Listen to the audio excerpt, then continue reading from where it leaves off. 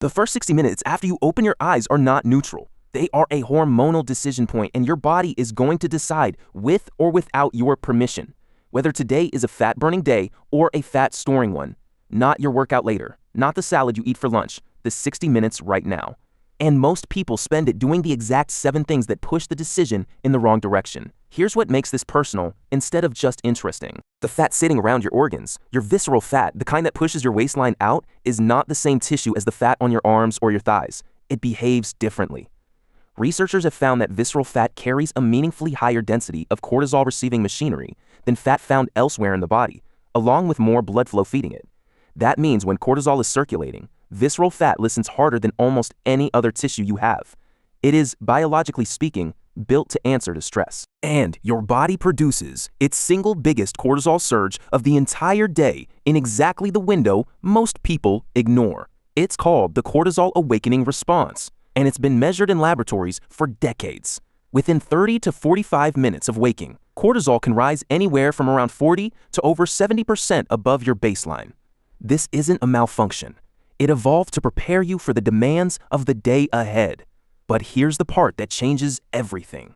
What you do inside that surge determines whether it resolves normally or gets dragged out and amplified by everything else you're doing at the same time. And the fat depot most sensitive to cortisol just happens to be sitting there waiting to see which way this goes. So let's go through what's actually happening during that window for most people and why it backfires. Habit 1. Reaching for your phone. The moment you unlock the screen, your brain gets hit with notifications, messages, and a flood of information before it has even finished waking up.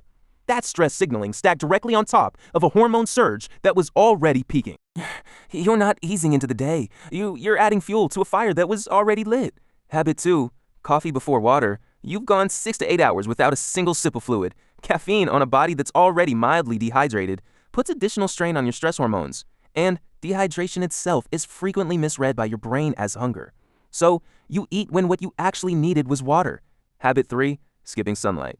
Your eyes contain light-sensitive cells whose entire job is telling your internal clock what time it is. Research on light exposure and circadian rhythm consistently links a well-timed internal clock to healthier glucose handling and insulin sensitivity, and a disrupted one to the opposite. Skip the sunlight, and you're skipping the signal that tells every metabolic system in your body what time zone it's operating in. Habit 4. A high-carb breakfast. Cereal, toast, pastries, juice, a fast spike in blood sugar, followed by an equally fast crash. Your body has to scramble to manage that swing, and scrambling means storing, not burning. Habit 5. Eating immediately after waking. Your body has spent the night in a natural fat-mobilizing state. The instant you eat, that window closes. There's no need to extend it for hours, but slamming it shut in the first 5 minutes throws away free metabolic time you already had. Habit 6. Sitting straight down after you eat. The glucose from your meal needs somewhere to go. Multiple postprandial studies have found that even light walking after eating meaningfully lowers the blood sugar spike compared to sitting, because contracting muscle pulls glucose out of your bloodstream without needing much insulin at all. Sit still,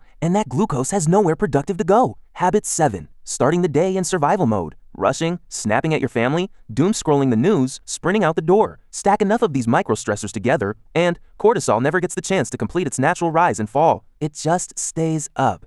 And the tissue most primed to respond to that is the fat around your vital organs. None of these 7 habits are dramatic on their own. That's exactly why they work against you for years without you noticing. So, here's the reset. 7 steps, same order as the problems, each one directly answering the habit before it. Step 1. No phone for the first 30 minutes after waking. Let the cortisol awakening response run its course without a second stressor riding on top of it. Step 2. Hydrate immediately. A large glass of water with a pinch of mineral salt before anything else touches your mouth. Step 3. Get 10 to 30 minutes of natural sunlight outdoors within the first hour of waking to give your internal clock a clear, accurate signal. Step 4. Combine that sunlight with a 10 to 15 minute walk. You're not just getting light, you're getting light and movement stacked together. Step 5. Delay coffee by about 90 minutes. Let your cortisol curve come down naturally before you introduce a stimulant that can push it back up. Step 6.